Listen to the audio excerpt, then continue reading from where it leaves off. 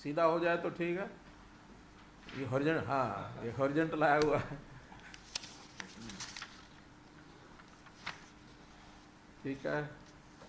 अश्विनी सौदा जी, सुरेंद्र जी, दीवान, पुष्पेंद्र जी आ गए, धीरेन्द्र अवस्थी आ गए, अमित वालिया आ गए, प्रदीप शर्मा आ गए, रितेश महेश्वरी आ गए, प्रवीण जी आ गए, योगेंद्र शर्मा आ गए, प्रोक्ष चौधरी, दीपक बंसल, अमित वालिया, झज्जर से अभी तक झज्जर अभी तक। चलिए, सबको नमस्कार।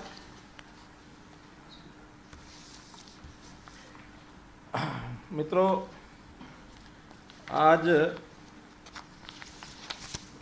आपके साथ जुड़ने का अवसर फिर मैं ले पा रहा हूँ। कोशिश रहती है कि सप्ताह में कम से कम एक बार नहीं तो 2 बार आपके साथ मिलना हो जाए। तो आज सबसे पहले तो जैसा हम जानते हैं कि हिंदी पत्रकारिता दिवस है, तो इस हिंदी पत्रकारिता दिवस के ऊपर आपको बहुत बहुत बधाई और शुभकामना देता हूँ, क्योंकि पत्रकारिता में हमको पता है कि इस देश की हिंदी पत्रकारिता साइज़ के हिसाब से मैं समझता हूँ सबसे बड़ी पत्रकारिता यही है। आप लोगों ने चूँकि ये सारा कोरोना का जो कठिन परिस्थितियाँ हैं, इसके अंदर बहुत ही मेहनत से, बहुत फील्ड में घूम घूम कर भी और पूरे स्टाफ के साथ इन परिस्थितियों में काम कर रहे हैं। ये कोई खतरे से खाली नहीं है। बहुत से पत्रकार पिछले दिनों में हमारे बीच से चले गए, हमको छोड़ के चले गए। मैं उनको अपनी ओर से श्रद्धांजलि भी देता हूँ और निवेदन करता हूँ कि सब लोग सुरक्षित रहें।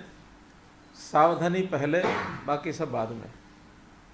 जान है तो जहान है, इसलिए सावधानी कोरोना की, भले ही कोरोना की सेकंड वेव डाउनवर्ड ट्रेंड पर है, लेकिन फिर भी सावधानी से न चूकें।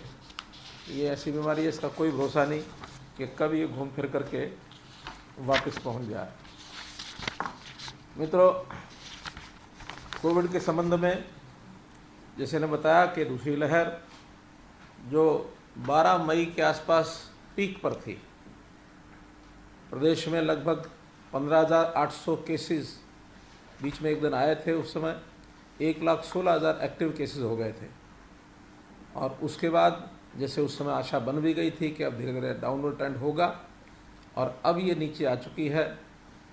प्रतिदिन 2,000 से भी नीचे केसेस, कल 1,800 कुछ केसेस ही आए हैं और कुल मिलाकर जो कोविड के एक्टिव केसेस हैं वो भी हमारे 3,000 समथिंग हैं।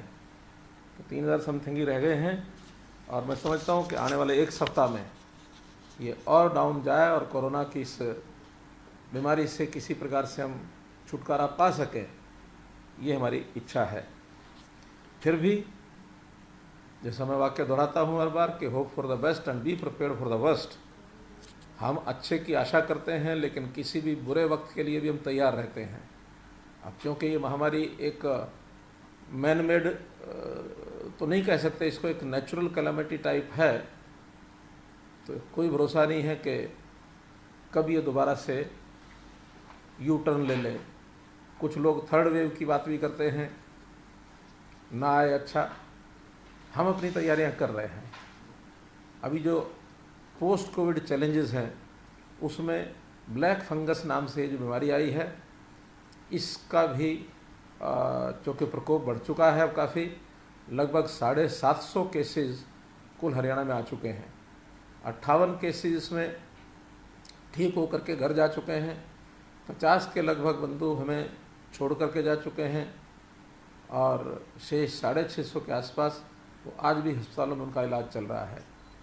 जहाँ तक उसकी दवाई की बात है, दवाई की शॉर्टेज शुरू में काफ़ी थी, लेकिन हमें बाद में धीरे धीरे अभी तक 6,000 से ऊपर वायल्स मिल चुकी हैं, जिसमें से आज हमारे पास 1,200 वायल्स उपलब्ध हैं। अगले 2 दिन में 2,000 वायल्स और हमारे पास आने वाली हैं निश्चित है, सुनिश्चित है, क्योंकि डेली जैसे सेंटर से मिलती है उसका कोटा जो मिलता है, हमारे पास 2000 का कोटा है और एक 5000 का ऑर्डर हमने प्लेस कर दिया है। और मैं समझता हूँ कि ये सारी वायल जिस प्रकार से आवश्यकता है उस हिसाब से हमें मिलती रहेंगी, क्योंकि ये दवाई ऐसी है कि प्रतिदिन देनी पड़ती है, कम से कम 2 इंजेक्शन, ज़्यादा से ज़्यादा 5 इंजेक्शन, और उसके वेट के हिसाब से, शरीर के वेट के हिसाब से इनकी डोज जो है वो तय होती है।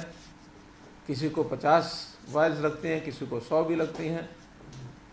तो जितनी आवश्यकता है उसका एक सरकारी सिस्टम हमने बनाया है कि एक टीम डॉक्टर्स की है जिसके फिजिशियन हैं, पेशेंट को जो इलाज कर रहे हैं, वो एक फार्म भर करके उस टीम को भेजते हैं और टीम देख लेती है कि इनको कितनी वायल्स चाहिए और चाहिए या नहीं चाहिए, तो उस हिसाब से निर्णय करके और वहाँ से सेंक्शन होती हैं और सरकारी सिस्टम से ही हरियाणा में उनको सरकारी जो अस्पताल में उसमें फ्री लगाई जाती है, कोई पैसा उसका नहीं लिया जाता। लेकिन प्राइवेट में जो कोई इलाज कर रहा है उसके जो पैसे लगते हैं वो पैसे उसको देने पड़ते हैं। एक स्कीम कल जो है वो घोषणा की गई है, जिसको हमारे देश के प्रधानमंत्री जी ने भी उसकी घोषणा की और हमने भी यहाँ उसकी घोषणा की है, जिसमें मोटे रूप से जो सारे उसके प्रावधान हैं एक एक करके वो आपके सामने मैं रखता हूँ। पहले तो जो ऑर्फन्स हैं, ये मोटे रूप से उनकी स्कीम है जिनके दोनों माता पिता की डेथ हो गई अथवा दोनों में से जो कमाने वाले माता पिता में से थे उनकी डेथ हुई, अथवा जो उनके अभिभावक जिन्होंने गोद ले रखा था उस बच्चे को किसी कारण से पहले से मानो वो किसी कारण से भी उसका माता पिता का साया नहीं रहा, उनको गोद लिया या कोई भी कारण हो सकता है, तो गोद लेने वाले माता पिता उनका देहांत हो गया, ऐसे ऑर्फन्स को ये स्कीम लागू होगी। इसमें कुछ चीज़ें केंद्र की ओर से प्रायोजित की जाएंगी, कुछ प्रदेश की ओर से की जाएंगी। तो जो कुल मिलाकर टोटल स्कीम उसकी बनी है, उसमें ऐसे बच्चे 18 वर्ष से कम आयु के जो किसी भी अपने एक्सटेंडेड फैमिली जिसको कहते हैं विस्तारित परिवार, यानी माता पिता ना होने के बाद भी बाकी जो उनको संभाल करने वाले हैं उनके साथ अगर वो बच्चा रहता है तो 2500 रुपया महीना उसको आर्थिक सहायता दी जाएगी और 18 वर्ष तक ये सहायता चलेगी। और वो बच्चा विद्यार्थी काल जब उसका रहेगा तो उस विद्यार्थी काल में 12,000 रुपया साल का ये अन्य खर्चों के लिए ये उनको उपलब्ध कराया जाएगा। साथ ही इन बच्चों का 18 वर्ष की आयु तक health insurance Ayushman Bharat scheme में ये किया जाएगा। 5 लाख रुपए के ये एंटाइटल्ड होंगे और इसका जो प्रीमियम है वो सरकार देगी।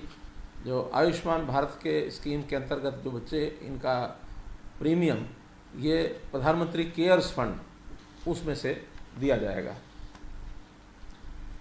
जो बच्चे छोटे हैं, परिवार में उनकी देखभाल करने वाला कोई नहीं है, तो ऐसे बच्चों को संस्थागत उनकी देखभाल की जाएगी। बाल देखभाल संस्थान, चाइल्ड केयर इंस्टीट्यूशन CCIs, उनके अंदर रखा जाएगा। हरियाणा में 59 बाल सेवा संस्थान हैं, तो इन बच्चों को वहाँ 18 वर्ष तक इनका सारा खर्च वहीं वहन किया जाएगा, इनकी पढ़ाई की व्यवस्था भी की जाएगी। और इस के साथ साथ उनका जो एक रेकरिंग डिपॉजिट अकाउंट होगा, आवर्ती जमा खाता, जिसमें 1500 रुपये प्रति माह 18 वर्ष की आयु तक डाला जाएगा। जो मैच्योरिटी उसकी जो अमाउंट है वो 21 वर्ष होने के बाद उस बालक को वापस उपलब्ध होगा। जो बच्चे 10 वर्ष से नीचे हैं, ऐसे बच्चों को केंद्रीय विद्यालय अथवा किसी प्राइवेट विद्यालय में एडमिशन वो ले सकेगा। उसकी फीस और अन्य खर्चे ये सरकार द्वारा दिए जाएंगे। सरकारी स्कूलों में तो सारे खर्चे वो सरकार ही देती है, उसमें उसको कोई कठिनाई नहीं है। 11 से 18 वर्ष के बच्चों को सैनिक स्कूल अथवा नवोदय स्कूल इनमें एडमिशन लेने की छूट होगी। उसकी fees right to education act के अंतर्गत ये फ़ीस स्कूलों को रियम्बर्स की जाएगी और अन्य खर्चे भी बच्चे को सरकार की ओर से दिए जाएंगे। जो किशोरी छात्राएं हैं, अनाथ हो गई हैं, ऐसी छात्राओं को कस्तूरबा गांधी बालिका विद्यालय इनमें एडमिशन ले सकेंगी। ये कुल संख्या में 36 कस्तूरबा गांधी बालिका विद्यालय हैं और इनमें वो पढ़ाई कर सकेंगी। ये आवासीय विद्यालय होंगे और फ्री ऑफ कॉस्ट इनको वहाँ पढ़ाई मिलेगी।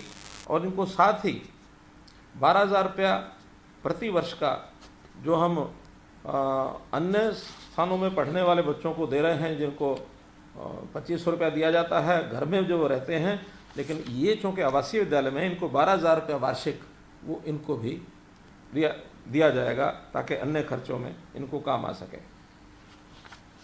और जो ये अनाथ हुई बच्चियां हैं जो गांधी बालिका कस्तूरबा गांधी बालिका में जो दाखिला लेंगी, इनके खाते में 51,000 रुपया फिक्स डिपॉजिट कराया जाएगा। जो मुख्यमंत्री विवाह शगुन योजना जो हम शादी के समय देते हैं, इन बच्चियों के खाते में अभी से जमा करा देंगे ताकि 51,000 रुपये की राशि का जो और इंटरेस्ट वगैरह जुड़ करके राशि बढ़ेगी तो विवाह के समय ये उनको मिलेगा।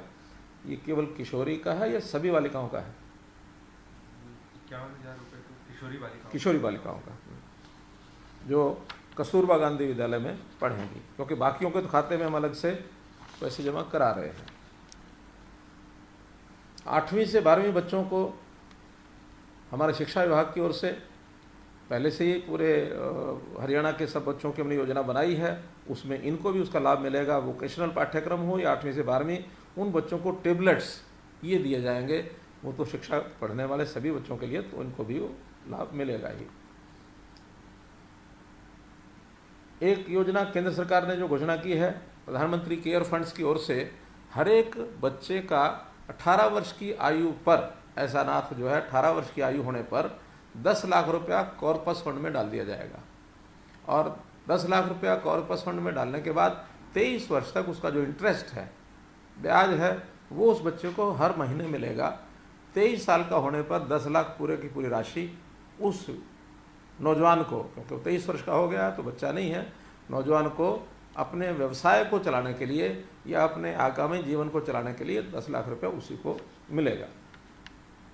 हायर एजुकेशन किसी ने पढ़ाई करनी है 18 वर्ष के बाद, तो उसको एजुकेशन लोन की व्यवस्था की गई है हायर स्टडीज़ के लिए। और उस एजुकेशन लोन में जो इंटरेस्ट होगा वो पीएम केयर्स फंड से ये दिया जाएगा। तो कुल मिलाकर एक ऐसे बालक जो अनाथ हो गए, माता पिता का साया सिर से उठ गया, तो उनकी सहायता करना, उनकी पढ़ाई में उनको आगे बढ़ाना, उनका जीवन में अपने पैरों पर खड़े हो सकें, इस लायक बनाना, ये जिम्मेदारी सरकार ने अपने जिम्मे ली है। एक संवेदनशील सरकार, एक मानवीय आधार पर जो चीज़ें मैक्सिमम की जा सकती हैं वो हमारे देश के प्रधानमंत्री नरेंद्र मोदी जी भी कर रहे हैं। हम लोग हरियाणा सरकार में भी जो ज़्यादा संभव है उसको हम कर रहे हैं। कुछ योजनाएं और हैं जिनकी घोषणा मुझे करनी है, और उसमें मुख्य रूप से 2 योजनाएं कृषि से जुड़ी हुई सिंचाई विभाग की योजनाएं हैं, जिसमें हमारा जो माइक्रो इरिगेशन काडा का डिपार्टमेंट है, इन्होंने उन योजनाओं को अपने हाथ में लिया है। और उसके लिए जैसा हम जानते हैं कि आज हरियाणा में 15,006 रजवाहे हैं। नहरों से आगे पानी की चेन सप्लाई करने के लिए, और उस सप्लाई के जो छोटे खाले रजवाए 15,000 की संख्या है। इसमें 3,512 कच्चे हैं, 11,494 पक्के हैं। तो जो कच्चे हैं इनको पक्का करना, और जो पक्के हैं उनमें से भी 20 साल से पुराने जो हो गए हैं उनका सबका पुनर्निर्माण करना। ये योजना 3 साल के लिए हमने ली है। और इसके साथ ये शर्त भी लगाई है कि माइक्रो इरिगेशन जो करेंगे उनको प्राथमिकता पर, चाहे बिजली ट्यूबवेल कनेक्शन होंगे, चाहे सिंचाई की योजनाएं होंगी, तो इनको माइक्रो इरिगेशन की प्राथमिकता जो लगाएगा उसको प्रथम उसको सेवा दी जाएगी। 70% अपने खेत में माइक्रो इरिगेशन पर ये लोग आएँ, तो इस प्रकार की योजना बनाई गई है।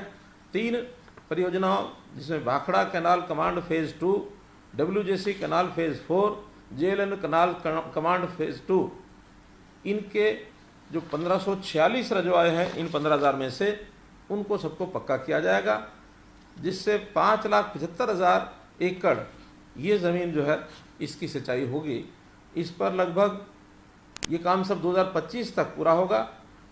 लगभग 3700 करोड़ रुपया इस पर खर्च आएगा और ये 3700 करोड़ रुपया नाबार्ड से सहायता लेकर और ये डिपार्टमेंट को दिया जाएगा। इसी साल से ये काम शुरू होगा, 2021 से लेकर के और 24-25 तक, 2021, 21-22, 22-23, 23-24, 24-25, तो कुल मिलाकर 5 साल में ये काम करने के लिए और ये योजना बनाई गई है ताकि पानी की बचत भी हो सके और किसान को आवश्यकता अनुसार सिंचाई करने के लिए पानी मिल सके।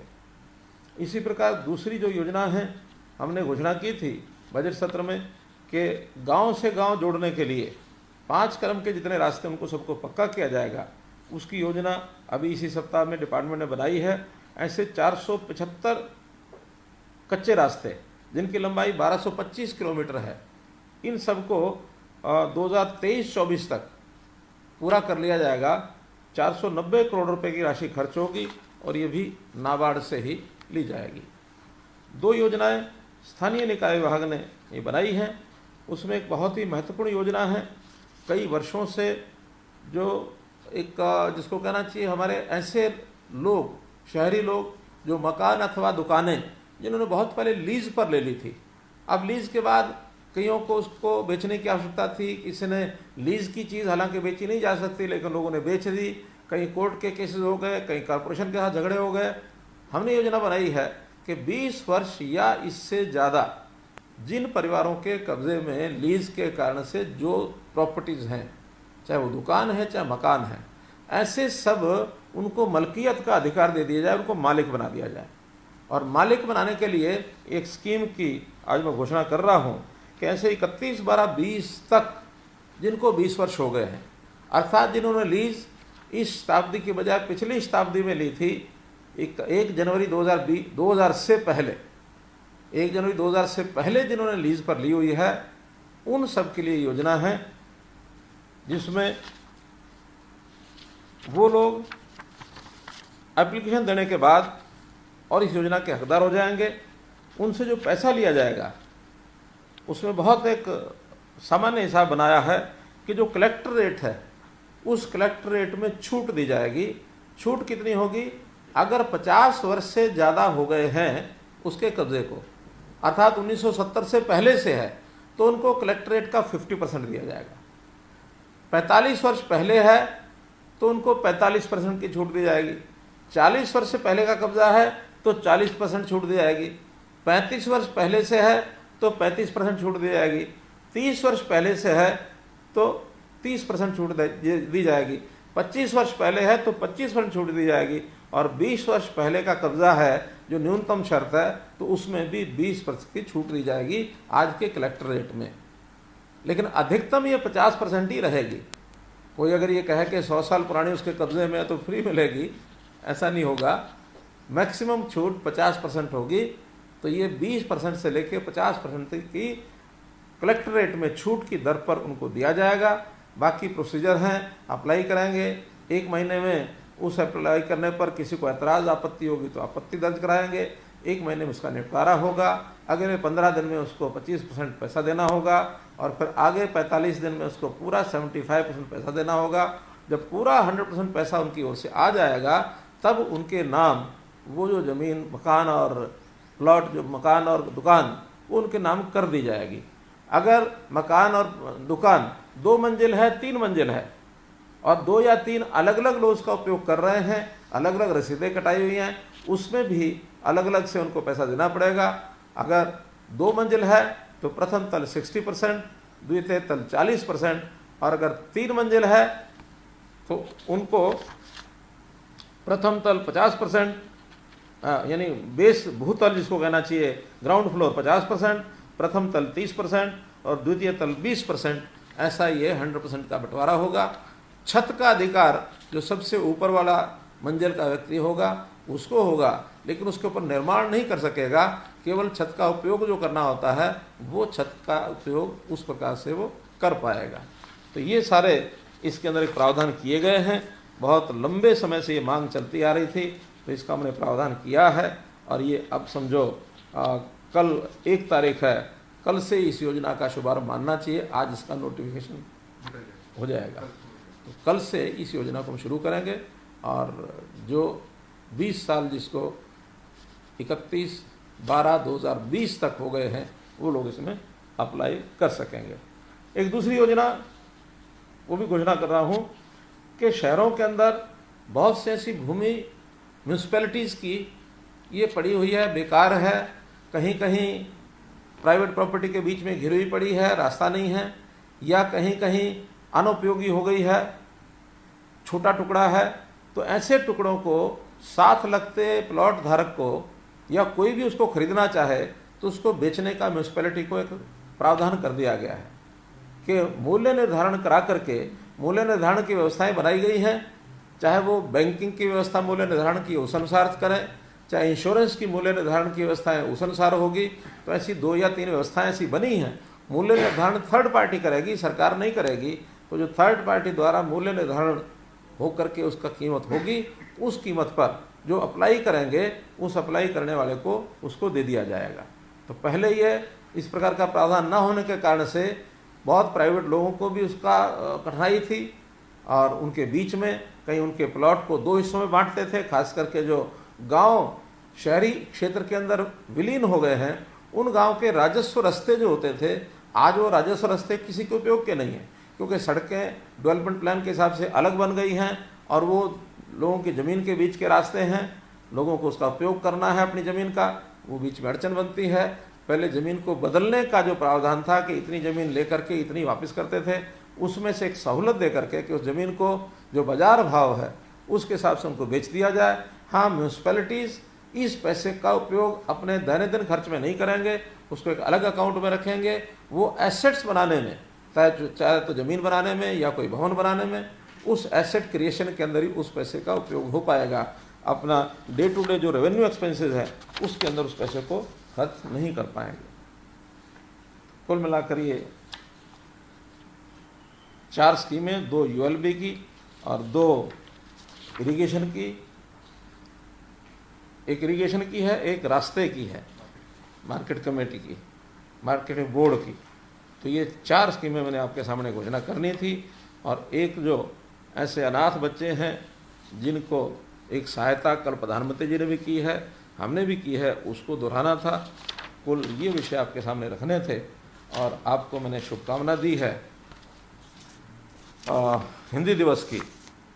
तो कुल मिलाकर आपकी ओर से एक विषय और जो मुझे रखना है आपके सामने कि जैसे कोविड है, तो कोविड में हम लोग सावधानी बरतते हैं। सारे जो हमने महामारी अलर्ट घोषित किया हुआ है उसकी कल अवधि पूरी हो रही है, 31 तारीख प्रातःकाल 5 बजे। तो उसको आगे के लिए भी, क्योंकि अभी एकदम हम ऐसा अपने आप को ये ना माने कि कोरोना से बिल्कुल निजात मिल गई है, तो कुछ छूट देते हुए उसको फिर से दोबारा 1 सप्ताह के लिए बढ़ाया जा रहा है, अर्थात 7 जून तक प्रातःकाल 5 बजे तक। महामारी अलर्ट सुरक्षित हरियाणा। तो इसमें सबसे पहले जो दुकानें खुलने का समय है उसको, जो पहले 7 बजे से 12 बजे तक था, कुछ रिप्रेजेंटेशन हमको मार्केट्स के मिले जिन्होंने कहा कि सवेरे चाहे थोड़ा लेट कर दें लेकिन दोपहर तक या दोपहर बाद थोड़ा समय तक और खोला जाए। तो इसका समय बदल करके 9 बजे से और 3 बजे तक ये किया जाएगा और उसी प्रकार से ऑड इवन हिसाब से चलेगा। ऑड जो डेट है तो ऑड नंबर की दुकानें, इवन डेट है तो इवन नंबर की दुकानें ये खुलेंगी। ये प्रावधान भी उसी हिसाब से ये चलेगा। आंगनवाड़ी क्रच, इनको जैसे पहले बंद हैं, इनको भी 30 जून तक बंद रखा जाएगा। कॉलेज और ITIs और जैसे स्कूल भी हमने बंद किए हैं, ये भी 15 जून तक सब बंद रहेंगे। मॉल जो बाज़ारों में हैं उनको खोलने का प्रावधान किया है कि कितना एरिया है उस मॉल का, उसके हिसाब से उसको हर घंटे उपस्थिति की छूट दी है। 25 स्क्वायर फुट पर एक व्यक्ति, यानी अगर 1000 स्क्वायर फुट का वो मॉल है तो उसमें 40 व्यक्ति एट ए टाइम अंदर रह सकते हैं। अगर 2000 का है तो 80 लोग रह सकते हैं। इसी हिसाब से जितना एरिया है उस एरिया का बता करके और अपना कोई ऐप बनाएंगे वो कि पहले से प्री अपॉइंटमेंट लेकर के लोग आएँ और उस हिसाब से एंटर करें, और जो एंटर किए हैं वो बाहर आते हैं, तब जितने बाहर आते हैं उतने अंदर जा सकते हैं। 1 घंटे के लिए अंदर रहेंगे, 1 घंटे के बाद उनको बाहर आना और दूसरे घंटे वाले उनको अंदर भेजना। इसका रेगुलेशन ये मॉल्स के लोगों को बनाना होगा, बना करके और डिप्टी कमिश्नर से वो जो भी प्रावधान वहाँ डीसी करेंगे उस हिसाब से परमिशन लेकर के और उसको वो चला सकते हैं। लेकिन इसका समय भी सुबह 10 बजे से लेकर के और शाम के 6 बजे तक रहेगा, तो इस नाते से उसका उपयोग वो कर सकते हैं।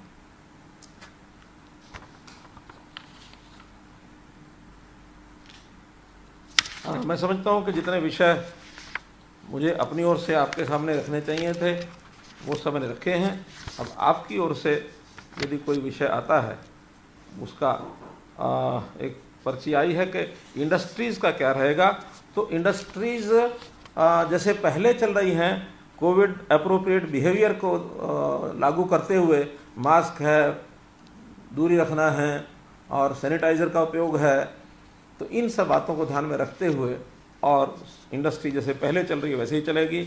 ऑफिस जैसे 50% अटेंडेंस के साथ पहले चलते थे उस हिसाब से चलेंगे। नाइट जिसको कोरोना कर्फ्यू कह सकते हैं वो 10 बजे से लेकर सुबह 5 बजे तक कोरोना कर्फ्यू भी रहेगा। कोई भी हमारे सज्जन जो कोई, क्योंकि आज हमने ये सुविधा दी है सबको कि भी कोई प्रश्न आप सीधे भी पूछना चाहें तो पूछ सकते हैं। पिछली बार हमने ऐसा नहीं किया था, तो अपना जो हाथ खड़ा करेंगे, रितेश महेश्वरी जी हाथ खड़ा कर रहे हैं। रितेश जी। धन्यवाद मुख्यमंत्री जी। सबसे पहले आपको बहुत बहुत बधाइयाँ, शुभकामनाएं जो आपने बच्चों का ख्याल रखा है। एक सवाल इसमें एक मेरा और ये, जो मध्यम वर्ग परिवार है या मध्यम वर्ग के जो लोग हैं जिनका थोड़ा छोटा कारोबार था, 20 लाख 50 लाख 1 करोड़ का कारोबार था, उनके लिए सरकार क्या योजना है? क्योंकि इस महामारी में सबसे पीड़ित व्यक्ति वही हुए हैं, उनकी दुकानों के भी किराए देने हैं और स्टाफ की सैलरियाँ भी देनी है उनको। देखिए, पिछली बार हमने इस विषय को इस ढंग से सोचा था क्योंकि लॉकडाउन जो किया था उस लॉकडाउन की अवधि बहुत लंबी चली थी। मुझे जहाँ तक ध्यान है कि मार्च में ही लॉकडाउन शुरू हो गया था और ये जून तक जुलाई तक चला था, यानी लगभग 4 बल्कि जुलाई तक भी चला था और बाद तक भी चला था, तो 5-6 महीने लग गए थे। हाँ, अनलॉक फेज़ 1 फेज़ 2 फेज़ 3 वो भी चलाया, तो उस समय कठिनाइयाँ कुछ ज़्यादा थी। इस बार तो ये सारा जो लॉकडाउन का विषय है ये अप्रैल के महीने में शुरू करके और अब मई तक लगभग इसको समाप्त कर दिया। पिछले सप्ताह से ही हमने दुकानें खोल दी थी, तो 1 महीना 1.5 महीना ही हुआ था। इस 1-1.5 महीने में कठिनाई वैसे तो बिल्कुल नहीं आनी चाहिए, लेकिन उस प्रकार की कठिनाई जैसे पिछली बार हमने पहली लहर के समय, वो हमारे लिए एक नया भी विषय था और लंबा चल रहा था, तो उसमें लॉकडाउन भी बहुत लंबा चला। यानी लॉकडाउन के साथ अनलॉक 1, 2, 3 वो भी लंबा चला, तो लगभग 6 महीने लग गए थे। उस समय मैंने कुछ सुविधाएं दी थी, बिजली की दी थी, बाकी सब लोन की व्यवस्था की थी, सब किया था। लेकिन इस बार ऐसी व्यवस्था नहीं की है। इस बार जो कोविड से क्योंकि मरने वालों की संख्या बहुत ज़्यादा हो गई, लगभग 7,000 के आसपास लोग जान गंवा बैठे हैं, तो उनके परिवारों की चिंता करना और उन गरीब परिवारों में जिनका कोई व्यक्ति कोविड से चला गया है, ऐसे लोगों को मैंने 2 लाख रुपए की व्यवस्था की है, वो उसको दे रहे हैं। दवाई की व्यवस्था हम कर रहे हैं, इलाज की व्यवस्था हम कर रहे हैं।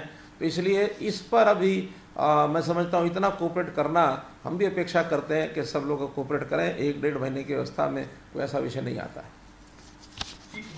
हाँ, प्रदीप जी। हाँ, नमस्कार सर। नमस्कार प्रदीप जी। मैं सर ये जानना चाहता था, दो मेरे सवाल हैं। एक तो सर जो वैक्सीन की अवेलेबिलिटी है तो उसकी आजकल काफ़ी दिक्कत आ रही है। तो पहला प्रश्न तो मेरा ये था कि हरियाणा के पास एज ऑफ नाउ हमारे पास कितना स्टॉक अवेलेबल है। दूसरा, हमने एक घोषणा की थी, आपने भी की थी, हेल्थ मिनिस्टर भी की थी कि आप ग्लोबल टेंडर करेंगे 1 करोड़ वैक्सीन के लिए। तो अगर उससे कुछ प्रोग्रेस है, इससे क्या करें? ये सर क्या है हुआ ग्लोबल टेंडर? ग्लोबल टेंडर हो गया। हो गया, कल हो गया, क्योंकि मुझे एक दिन पहले की जानकारी थी, हमारे हेल्थ मिनिस्टर ने मुझे परसों बताया था कि कल हम करने वाले थे, कल की जानकारी मैंने ली नहीं है। तो अभी बता रहे हैं हमारे एडिशनल प्रिंसिपल सेक्रेटरी के कल इसका ग्लोबल टेंडर हो गया है। अभी तक 58 लाख लोगों को वैक्सीनेशन के इंजेक्शन लग चुके हैं और आगे रेगुलर स्पीड जो हमारी 50,000 की 60,000 की है वो डेली लग रहे हैं। लेकिन जैसे ही वैक्सीनेशन के इंजेक्शन हमारे पास उपलब्ध होंगे तो ये 2 लाख प्रतिदिन लगाने की भी हमारी आगे योजना है। इसमें क्योंकि 2 प्रकार से ये सब इंजेक्शन लग रहे हैं, 45 वर्ष से ऊपर और 18 से 45, और इसमें भी 18 से 45 में भी हमने वर्क प्लेस पर कुछ विशेष कैटेगरीज जो हैं उनके लिए व्यवस्था की है ताकि उनको पहले लगाया जाए। सरकारी कर्मचारी हैं उनको पहले 20% का कोटा उसमें उनको रखा है ताकि जो आवश्यकता जिनकी पहले है उन सबको लगाएं। कल से योजना मैंने बनाई है कि जो बड़ी आयु के लोग हैं उनको हम वाहनों की व्यवस्था करेंगे, खास करके जो दूर दराज गाँव में रहते हैं जो वैक्सीनेशन सेंटर पर आ नहीं सकते हैं तो उनको एम्बुलेंसेस भेजेंगे। हमारे पास जो पुलिस की गाड़ियाँ इस काम के लिए हमने लगाई थी 500 गाड़ियाँ वो भेजेंगे। हमारी जो रोडवेज़ की बसें हैं 125 जिनको हमने एम्बुलेंस के रूप में उपयोग किया, अब उसका उपयोग उतना नहीं रहा है, उनको भेज करके और उन लोगों को वैक्सीनेशन सेंटर पर लाएंगे। और कुछ संस्थाएँ हैं उनको हमने कहा है कि उनको भी ऐसे जो दिव्यांग बंधु हैं या जो बड़ी आयु के हैं उनको ला करके और उनको ड्राइव इन जैसा एक प्रोग्राम उन्होंने चलाया था, ड्राइव वैक्सीनेशन, तो ड्राइव वैक्सीनेशन में माध्यम में गाड़ी में बैठे बैठे ही उनको इंजेक्शन लगाया जाए ताकि आधा घंटा उसमें आराम करें, बाद में उनको घर में छोड़ के आया जाए। ऐसी सुविधाएं जो लोगों की आवश्यकता है उनको हम दे रहे हैं। और जैसे वैक्सीन का हमारा इंजेक्शन का उपलब्धि बढ़ेगी, स्टॉक बढ़ेगा, तो इस संख्या को जो 50-55 हज़ार है इसको हम 2 लाख तक भी ले जाएंगे।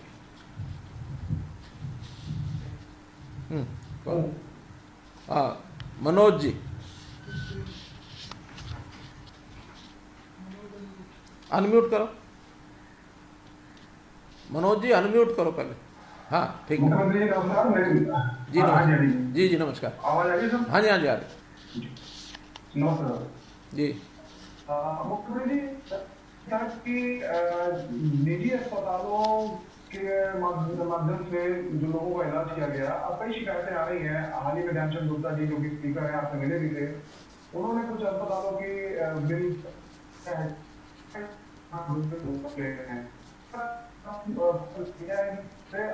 प्रदेश में जो निजी अस्पताल हैं उसके दौरान जो इलाज किया, क्या उनके बिलों का कोई ऑडिट करवाने की, उनकी जांच करवाने का कोई फैसला चुके हैं या करने जा रहे हैं? देखिए मनोज जी, अभी मुझे भी मिले थे हमारे स्पीकर साहब, उन्होंने बताया था, हेल्थ मिनिस्टर साहब को मिल के वो आए थे, तो हमने ये तय किया है कि 3-3 लोगों की कमेटी जिला स्तर पर बनाई गई है और उसमें नए निर्देश दिए हैं कि उसमें सीए भी वो जोड़ लें और पहले खेप में जिनकी शिकायतें आएंगी उस शिकायत के आधार के ऊपर ऐसे सब अस्पतालों को उस बिलों की जांच करके, और पहला काम है उन बिल्स में जो बढ़ी हुई राशि उन्होंने ली है उसको वापस कराएंगे, और अगर वापस करने में आनाकानी किसी ने की तो फिर उसके खिलाफ एक्शन, वो एक्शन किसी भी सीमा तक जा सकता है। ऐसी शिकायतें सब कंप्लीट होने के बाद फिर एट रैंडम कुछ हॉस्पिटल में जाकर के ऑडिट भी करेंगे ताकि उस ऑडिट के माध्यम से जानकारी मिल सकेगी कि किसने पैसे जो रेट्स तय हैं उसके हिसाब से लिए हैं कि इन्होंने ज़्यादा लिए हैं। मेरी स्वयं 1-2 प्राइवेट हॉस्पिटल के लोगों से बातचीत हुई है, उन्होंने कहा हमने तो जो रेट्स तय किए थे वो लिए हैं, एक भी पैसा ज़्यादा नहीं लिया। ये हॉस्पिटल बड़ी संख्या में नहीं है, कुछ एक संख्या में ऐसे हैं जिनकी शिकायतें मिल रही हैं। एक शिकायत तो बहुत भयंकर मुझे मिली है और उसका हमने कह दिया उसकी चालान करने के लिए, फिर उसको कोई ना कोई एक्शन लेने के लिए। उन्होंने कोविड पेशेंट को एडमिट किया और 2 दिन बाद उसका टेस्ट लेके उसको नेगेटिव दिखा दिया। 2 दिन में रेट उसके ठीक लिए गए जब तक वो कोविड पॉजिटिव है, और पॉजिटिव होते हुए भी नेगेटिव दिखा करके फिर उसका इलाज कर दिया। अब उनको पता है कि ये कोविड के ऊपर ही लागू होते हैं, कोविड के अलावा लागू नहीं होते, तो पॉजिटिव को नेगेटिव दिखा करके इलाज करके उसका पैसा ज़्यादा ले लिया। तो इस प्रकार की समस्याएं भी लोग रास्ता निकालते हैं भ्रष्टाचार के नए। तो इन सब चीज़ों को हम ध्यान कर रहे हैं और एक एक चीज़ का नोटिस लेंगे। हाँ, जिनको शिकायत है उनको शिकायत के लिए आगे भी आना चाहिए।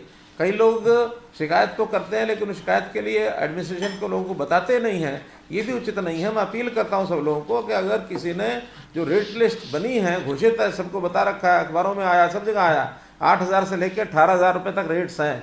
ऐसे 8 और 18 के बीच वो जैसी सुविधा उनको मिली है, जिस टाइप का हॉस्पिटल है, और इससे ज़्यादा किसी ने लिया है तो उनको आगे आकर के शिकायत करनी चाहिए। आगे जरा एक बार हाथ खड़ा कर देंगे। हाँ, सुरेंद्र धीमान, हाथ तो नहीं दिख रहा है इनका, है नहीं, हाथ अब सामने आया हाथ। हाँ सुरेंद्र जी, हाँ सुरेंद्र जी। ये सब दो चीजें हैं, 2-3 दिन से आपके लगातार ध्यान दिए आ रहे हैं कि थर्ड वेव हो सकता है या ना आए, लेकिन हमने तैयारी की है। तो थर्ड वेव की तैयारी क्या की है, ये थोड़ा सा आपकी तरफ से थोड़ा विस्तार से भी बता पाए हम क्या करें। नंबर 2, एक बच्चों के बारे में बताया जाएगा, तो बच्चों को भी ये हमारी लग सके बहुत ज्यादा संख्या में, उसके लिए आपकी क्या तैयारी की, ये थोड़ा सा क्लैरिटी अगर हो जाएगी तो हमें थोड़ा पता लग जाएगा। देखिए सुरेंद्र जी, ये सब संभावित चीज़ें हैं। तो संभावित चीज़ों में जो पहले वाली चीज़ें जो कमियां रही हैं, तो उनको पूरा करना है, और उनको पूरा करने के बाद अब ये बच्चों वाली बात तो एक भविष्यवाणी कहें या कोई एक्सपर्ट है उनकी ओर से कोई उनको अनुमान है, उस नाते से कही गई है। कुल मिलाकर के तो जो कोरोना दोबारा से अगर आता है तो उसकी सामान्य जितनी तैयारियां हैं वो तो पूरी करनी है। जैसे इस बार ऑक्सीजन की सबसे बड़ी कमी आई, तो सबसे पहले तो ऑक्सीजन उपलब्ध रहे, उसमें सिलेंडर्स पूरे मिले, उसके जो ऑक्सीजन कंसंट्रेटर्स हैं उसकी संख्या हमने प्राप्त की है, उसके अंदर जो PSAs हैं ऑक्सीजन को निर्माण करने के लिए, ये हमने हर अस्पताल में लगाने की बात की है, और इसको PHC लेवल तक, CHC और PHC जिसमें पहले ऑक्सीजन उपलब्ध नहीं होती थी, अब हर जगह छोटे बड़े सिलेंडर वो उपलब्ध रहने चाहिए। यहाँ तक हमने जो आइसोलेशन सेंटर्स बनाए हैं, हमने कहा जिन गाँव के अंदर ये समस्या ज़्यादा है वहाँ भी सिलेंडर जो है लेकर के जाने चाहिए। तो ऐसा जितना भी इंस्ट्रूमेंट्स हैं, जितने इक्विपमेंट्स हैं, उनकी पूर्ति होनी चाहिए। वार्ड्स में बेड की संख्या ये कम नहीं होनी चाहिए, ये सारी हम सुनिश्चित कर रहे हैं। आज हमारे पास बेड्स की कोई कमी नहीं है। ऑक्सीजन बेड्स सब मिला करके 19,500 हैं, और इसके अतिरिक्त बाकी सामान्य बेड्स 45,000 हैं, और जो कोविड केयर सेंटर्स हैं उसमें भी लगभग 50,000 बेड्स अलग से हैं। तो 1 लाख से ऊपर बेड्स हमारे पास हैं, और इसके लिए संस्थाएं, उनको भी हमने तैयार किया है कि अगर कहीं कोविड ऐसा बढ़ता है तो इसमें सब कामों को छोड़कर, सामान्य कामों को छोड़कर कोविड के लिए सब आगे आए। कोई भी काम जो उस समय जिम्मे लगेगा, इसके लिए समाज तैयार है। तो यही हमारी तैयारियां हैं। उन तैयारियों में किसी को, जहाँ तक बच्चों के वार्ड की बात है, ये भी हमने डिपार्टमेंट को कह दिया है कि सब जगह बच्चों के बेड्स, बच्चों के वार्ड्स, उनके जो अलग से जो उनके लिए इक्विपमेंट्स, इंस्ट्रूमेंट्स हैं, उनको सबको भी प्रोक्योर करें, ताकि कोई ऐसी समस्या आए तो उस समय कमी न पड़े। डिपार्टमेंट्स तैयारी अपनी कर रहे हैं। क्योंकि हमने मई में लॉकडाउन लागू किया था, तो इस बार रेवेन्यू का कितना असर पड़ पाया, अगर आपका कोई डाटा आया हो फाइनेंस की तरफ से? इस बार जो मई में हमने क्योंकि लॉकडाउन लागू कर दिया था, थोड़ा हल्का था, इस बार पर रेवेन्यू के हिसाब से कुछ कम कर पाए, कम हुआ इस बार रेवेन्यू कुछ चीज़ों में थोड़ा कम हुआ है। जैसे एक्साइज, क्योंकि शराब की दुकानें बंद हो गई तो एक्साइज का रेवेन्यू थोड़ा घटा है, बाकी चीज़ों का बहुत कम नहीं हुआ है। GST में जो बाजार के अंदर बिक्री कम हुई, थोड़ा GST, थोड़ा एक्साइज, इसके अलावा हमारा रजिस्ट्रेशन का कोई कम नहीं हुआ है, माइंस का कम नहीं हुआ है। ट्रांसपोर्ट तो जैसे पहले ही कम संख्या में चल रहा था, जो पिछले साल का चल रहा वही ट्रांसपोर्ट का अभी भी चल रहा है, लेकिन ट्रांसपोर्ट रजिस्ट्रेशन इसकी इनकम हमें अच्छी हुई है। तो इसलिए कोई इतना बड़ा, जैसे पिछली बार एकदम बहुत डिप हो गया था, ऐसा डिप इस बार नहीं है। जितना थोड़ी बहुत कमी पड़ी है उसको हम पूरा कर लेंगे। हाँ, तो इधर चंद्रशेखर जी। नमस्कार जी नमस्कार। हाँ सर, मेरा एक क्वेश्चन था सर, जैसे जो जर्नलिस्ट हैं जो जिनकी डेथ हो रही है, उनके परिवारों के लिए कोई पेंशन योजना या कोई और, क्योंकि एक्रेडिटेड और नॉन एक्रेडिटेड 2 क्राइटेरिया हैं, उनमें जिनकी डेथ हमने उसमें इंश्योरेंस की तो बनाई है। हाँ, तो ऐसा चंद्रशेखर जी, उसमें हमने, जैसे आपको ध्यान में होगा, पिछले साल जो घोषणाएं की थी उसमें 2 बड़ी घोषणाएं थी। एक तो पेंशन की थी, वो लगातार हमारी चल रही है, और दूसरा जो एक्रेडिटेड जितने भी पत्रकार थे उनके लिए हमने 5 लाख रुपए की इंश्योरेंस की पॉलिसी बनाई हुई है। बल्कि इस बार दुर्भाग्य से जो लोग अपने बीच में से चले गए हैं, उसमें 3 या 4 लोगों ने तो उस योजना के अंतर्गत 5 लाख रुपए की राशि का उनको लाभ मिला भी है। तो इसलिए इंश्योर्ड हैं जो एक्रेडिटेड पहले से ही। और नॉन एक्रेडिटेड के लिए सर कुछ विचार? चलिए कोई सरकारों के परिवारों की मदद के लिए सोचेंगे। वो तो कोविड में जो गए हैं उनको तो जैसे 2 लाख रुपए की योजना बनाई है सबके लिए, तो उसके अंदर वो शामिल होंगे ही। कोई और योजना होगी तो बताएंगे। 2 लाख रुपया तो सबको मिलेगा। ठीक है sir, thank you ji. Manveer Saini जी।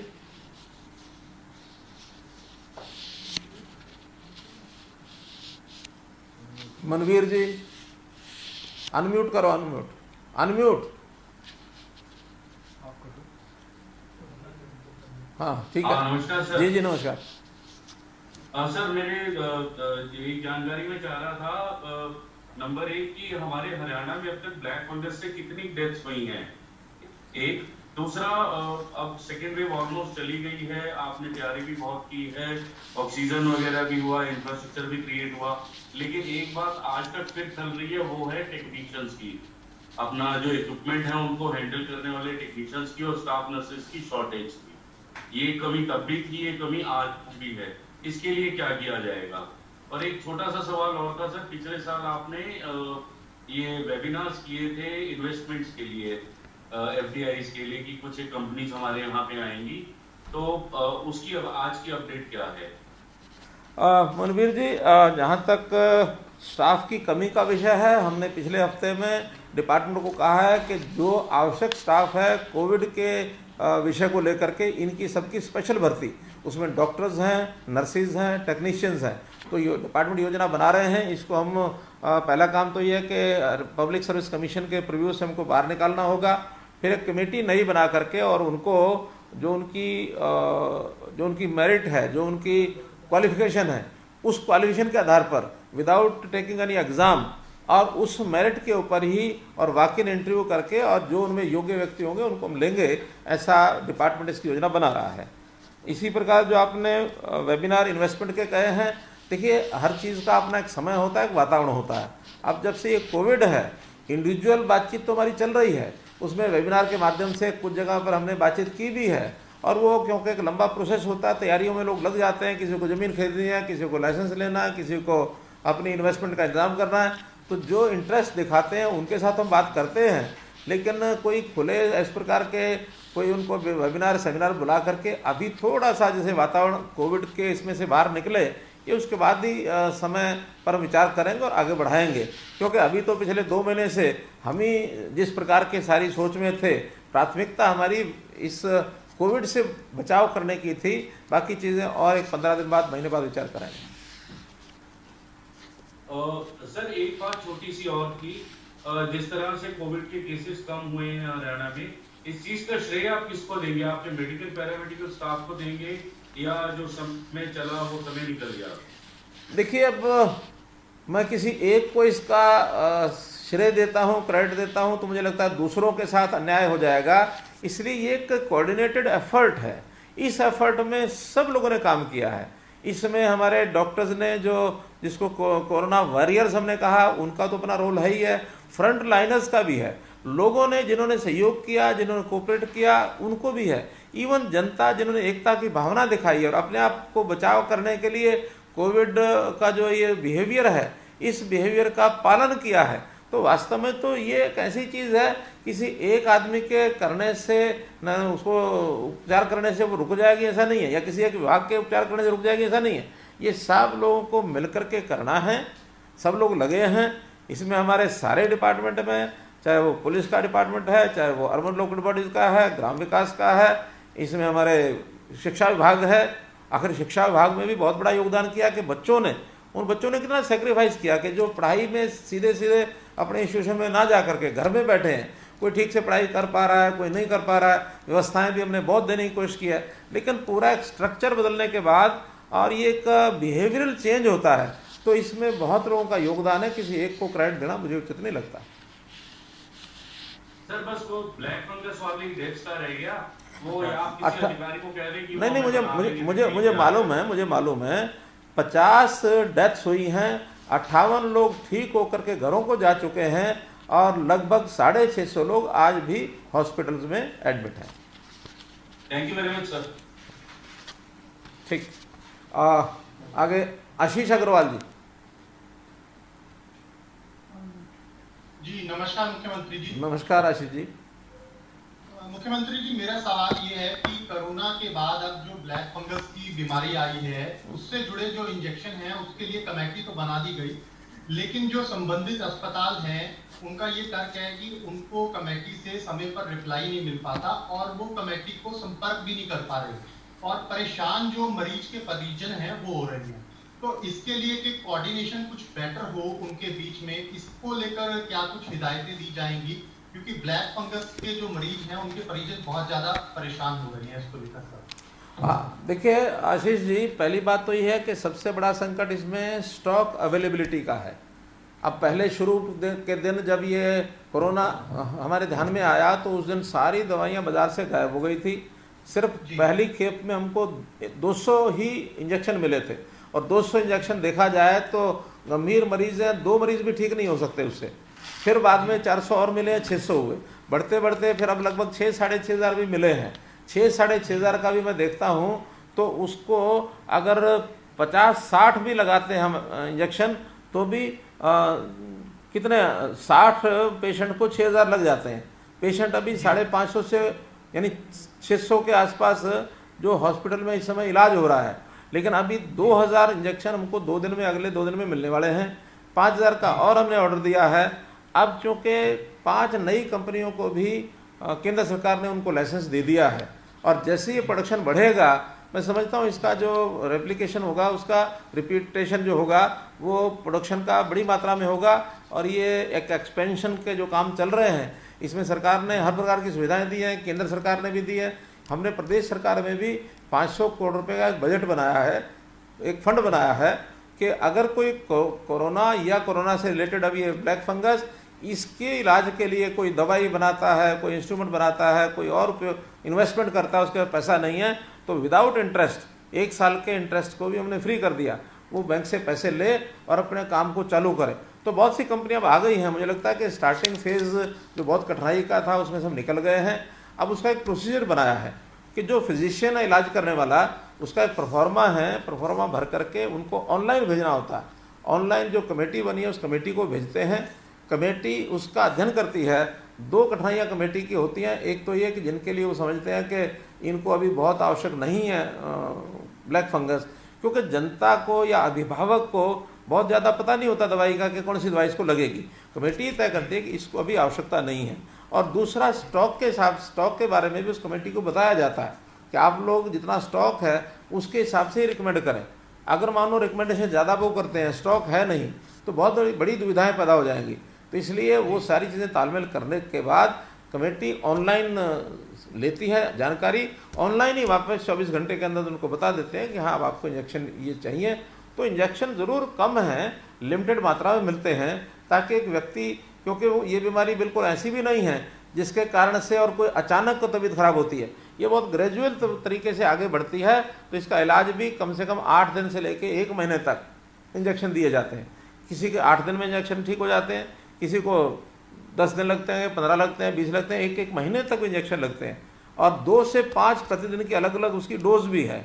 तो ये सारी चीज़ें जो डॉक्टर्स हैं वही अच्छे प्रकार से बता सकते हैं। हमारा काम मुख्य है कि स्टॉक कैसे उपलब्ध हो ज़्यादा, ये काम हम करते हैं।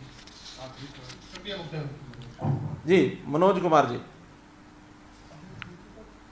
मुख्यमंत्री जी धन्यवाद, आपने एक बार मौका दिया फिर से पूछने का सवाल। मैंने दरअसल आपको व्हाट्सएप भी किए थे सवाल, मैं उन्हीं को संक्षेप में पूछना चाहता हूँ आपसे। एक तो सर, जो कल मुख्यमंत्री बाल सेवा योजना आपने शुरू की है, ऐसे प्रदेश में कोई आंकड़ा आया सर कि कितने बच्चे हैं जो पहली और दूसरी लहर के दौरान अनाथ हुए हैं, उनकी संख्या क्या है? और क्या अगर कोई बच्चा, अगर उसका माता पिता में किसी एक की मृत्यु हुई है तो भी क्या उसको ये लाभ मिलेगा? और ये कैसे डिसाइड करेंगे सर कि हालांकि आपने जिक्र किया कि कमाने वाले की अगर मृत्यु होती है तो? एक छोटा सा दूसरा इसमें राजनीति से जुड़ा ये है, आपने हमेशा कहा कि विपक्ष को भी सरकार का साथ देना चाहिए, मिलकर लड़ाई लड़नी चाहिए। भूपेंद्र सिंह हुड्डा ये कहते हैं कि मुख्यमंत्री जी ने आज तक कोई संसदीय बैठक ही नहीं बुलाई, ना कोई हमसे कभी सुझाव मांगा है, जबकि बाकी प्रदेशों में इस तरह की चीजें हो रही हैं। जी देखिए, मैं पहले दूसरे सवाल का जवाब देता हूँ। मानसिकता किसकी क्या है ये इसके ऊपर निर्भर करता है। पिछली बार हमने 4-5 बार विपक्ष के सब लोगों को साथ बुला करके एक ऑल पार्टी मीटिंग की थी। और आप लोगों को ध्यान है कि नहीं, मुझे तो ध्यान में है कि जैसे ये शुरू हुआ इस बैठक की ऑफर मैंने स्वयं दी थी आगे बढ़ करके। उनका हाँ ठीक है बुलाना चाहिए, प्रत्यक्ष तो नहीं मिलते थे लेकिन ऑनलाइन जैसे आज हम बातचीत कर रहे हैं वैसे ही हमने 5 बार ये बैठकें की। जो सुझाव उन्होंने दिए अच्छे सुझाव दिए, उसको हमने लागू भी किया, लेकिन मानसिकता में वो गड़बड़ नहीं थी जो गड़बड़ आज देखने को मिलती है। आज तो आलोचनात्मक रवैया ज़्यादा है, सहयोगात्मक रवैया ना के बराबर है। मैं कहता हूँ कि मुझे भूपेंद्र सिंह हुड्डा जी ने एक पत्र लिखा था, वो सारा पब्लिक हुआ है। मैं तो उस पत्र को पढ़ करके और उस पत्र का जवाब देने का भी मुझे लगा कि इसका जवाब ही नहीं देना चाहिए, मैंने उसको इग्नोर ही कर दिया।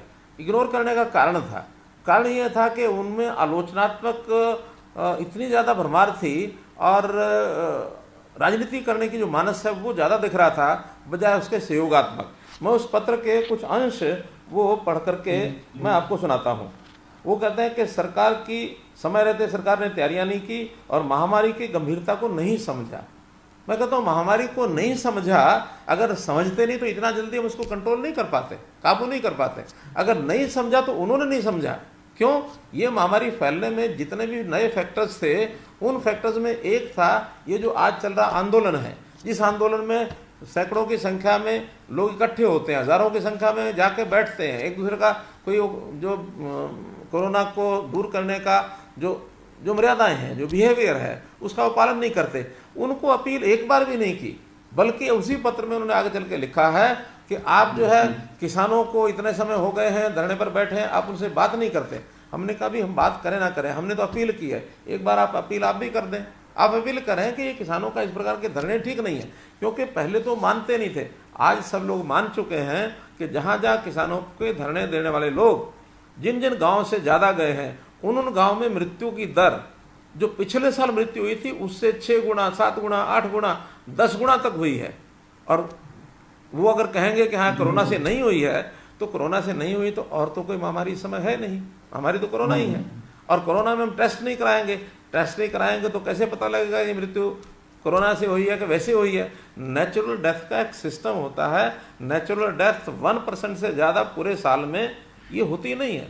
तो 1% से 2% लगा लो, ज़्यादा कभी हो भी जाए तो। लेकिन इस बार तो कितनी मृत्यु हुई है एक एक गांव में, यानी 1-1.5 महीने में ही 1% हो गई है। तो इसलिए और इसको लेकर शायद आपने कोई आखिरी रिपोर्ट भी तैयार की है सर, हमने इसको लेकर उसकी समझ भी की है, बहुत विस्तार से हमने बताया। हाँ बिल्कुल हमने अब उसके बाद वो कहते हैं कि किसानों के आंदोलन के कारण से किसानों से कोविड-19 के प्रोटोकॉल और लॉकडाउन के अनुशासन की अपेक्षा नहीं की जा सकती। यानी इतना बड़ा आंदोलन का विषय हो गया कि कोविड से बड़ा खतरनाक है क्या? वो कोविड का खतरा ये सबसे ज्यादा है। और वो अपने पत्र में लिखते हैं कि किसानों से अपेक्षा ही मत करो, ये किसानों को कहो ही मत। यानी जिस चीज में फंडामेंटल उनके हमारी सोच में अंतर है तो उनको बैठक में बुला के करेंगे क्या? तो इसलिए वो केवल एक इन चीजों को लेकर के कि इस समय में सिवाय राजनीति करने के उनके पास और कोई विषय नहीं है।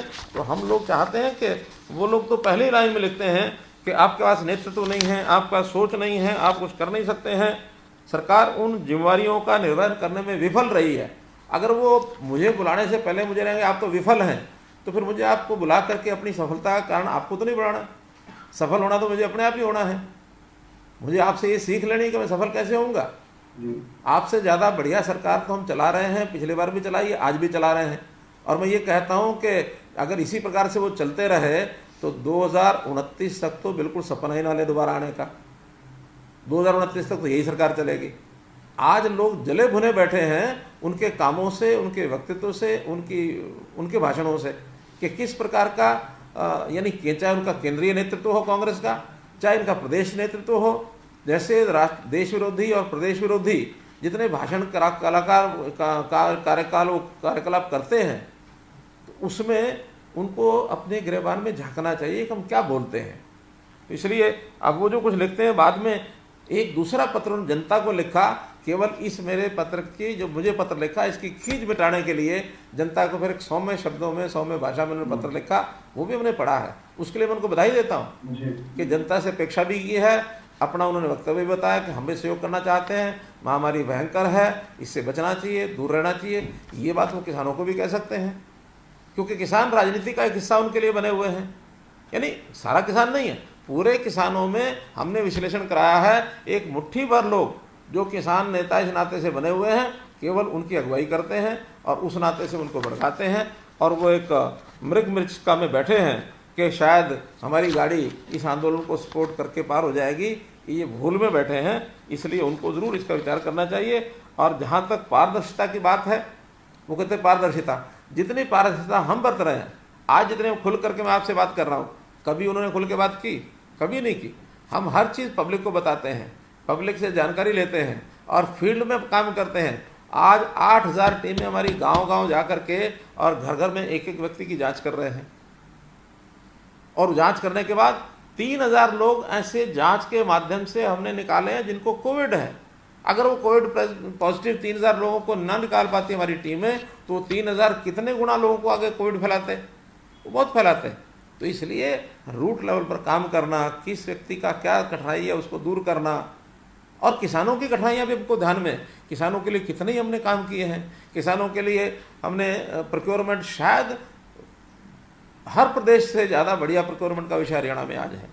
प्रोक्योरमेंट की फसलें, बाकी प्रदेश आसपास के 2 फसलें, धान और गेहूँ, तीसरी चीज़ प्रोक्योर नहीं करते। हम 10 फसलें प्रोक्योर करते हैं। हम अपने पड़ोसी राज्यों के भी प्रोक्योरमेंट में उनकी सहायता करते हैं, चाहे वो गेहूँ हो। चोरी चोरी लोग बाजरा भी आकर के यहाँ बेचते हैं, 800 रुपये क्विंटल का फर्क है बाजरे का। तो हम इतनी सारी चीज़ें प्रोक्योर करते हैं। किसान को सीधा पैसा अगर दिया है तो हमारे देने के बाद फिर पंजाब को मजबूरन वो देना पड़ा है। मंडी व्यवस्था हमारी सबसे बढ़िया है। हमने पेमेंट लेट होने पर, चाहे 1 दिन 2 दिन 3 दिन लेट हो, हमने लेट होने पर उनका इंटरेस्ट दिया है। लगभग 1 करोड़ रुपया इंटरेस्ट का गया किसानों को, जो आज तक कभी किसी ने दिया नहीं। कहने को भले ही कहा होगा, लेकिन एक दिन का इंटरेस्ट काउंट करके उनको दिया है। तो मेरे मित्र, हम लोगों ने जितना किया है उसके पासंग भी कहीं उतर नहीं सकते किसान। ये अपने हमारे कांग्रेस के बंधु, हमारे नेता, इसलिए ऑल पार्टी मीटिंग मुझे कोई दिक्कत नहीं है, लेकिन ऑल पार्टी मीटिंग में मानस इनका ठीक हो तब कोई हर्ज नहीं, बुलाना भी बुलाया जा सकता है।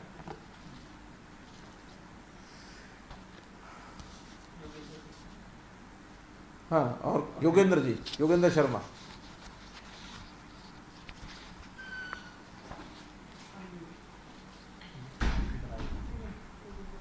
हेलो, नमस्कार। जी जी नमस्कार।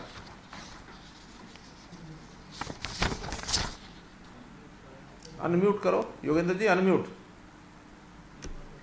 जी हाँ, मेरे 2 ही सवाल आपसे हैं। वैसे मैंने सुबह भी लिख के भेज दिए थे सवाल। जी जी। एक तो जैसे आपने अभी अपोजिशन की बात की है, दिल्ली के मुख्यमंत्री अरविंद केजरीवाल भी लगातार बहुत गंभीर किस्म के आरोप केंद्र पे और जो है बीजेपी शासित राज्यों पे लगा रहे हैं।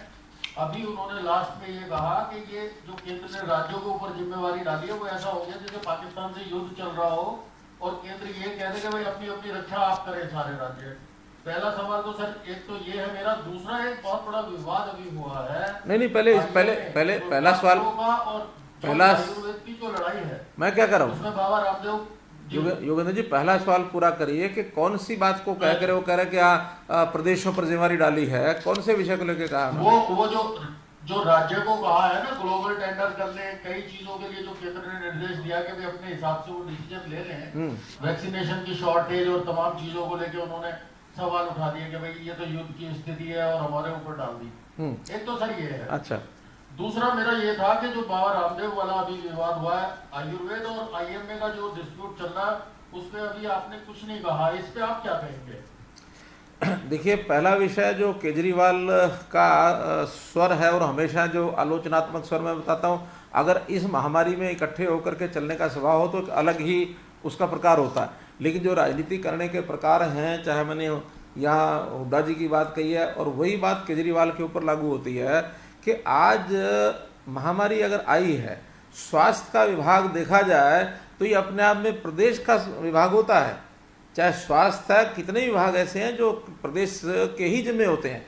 केंद्र तो एक महामारी के होने के नाते से उसमें सहयोग की भूमिका में आती है कि आपको कोई सहयोग की आवश्यकता हम करेंगे, और हम करेंगे तो उसके अंदर कोरोना के वैक्सीनेशन के टीके सारे आज तक तो केंद्र की ओर से आ रहे हैं, और केंद्र की ओर से आ रहे हैं तो उसमें अब जैसे दिल्ली की आबादी 2 करोड़ है, हमारी आबादी 2 करोड़ 90 लाख है, तो कुल मिलाकर के आज भी अगर रेशो से देखें तो दिल्ली के लोग 51 लाख वैक्सीनेशन के उनको मिल चुके हैं इंजेक्शन। अगर उनको 51 लाख 2 करोड़ के हिसाब से मिले हैं तो हमको ये 74-75 लाख मिल जाने चाहिए थे। हमारे यहाँ भी 58 लाख आए हैं। तो देखा जाए हरियाणा और दिल्ली तुलना कर लें तो दिल्ली को वैक्सीनेशन के टीके ज़्यादा मिले हैं, हरियाणा को कम मिले हैं। और अगर दूसरे प्रांतों का भी लगाएंगे आप, पर मिलियन अगर पॉपुलेशन का हिसाब लगाएंगे तो दिल्ली को इंजेक्शन सबसे ज़्यादा मिले हैं।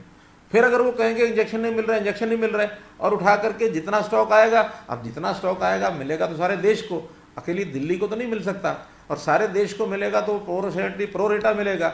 और क्योंकि ये चीज़ ऐसी नहीं है कि हरियाणा यानी अपने देश के अंदर सब अपनी ही प्रोडक्शन है और हम बना रहे हैं और बनाने के बाद दे नहीं रहे हैं। बहुत चीज़ें इसमें रॉ मटेरियल है वो बाहर से आता है। अगर अपने देश में बनता भी है तो सारी चीज़ अपने आप नहीं बना सकते। दूसरे जो बाहर के इंजेक्शन है, स्पुतनिक इंजेक्शन है, उसका हमने यानी रजिस्ट्रेशन उसका किया है। और भी कंपनियां जो कर रही हैं, तो सभी प्रदेश बाहर से मंगाने का प्रयत्न कर रहे हैं। जिनको जल्दी चाहिए वो मंगा सकते हैं।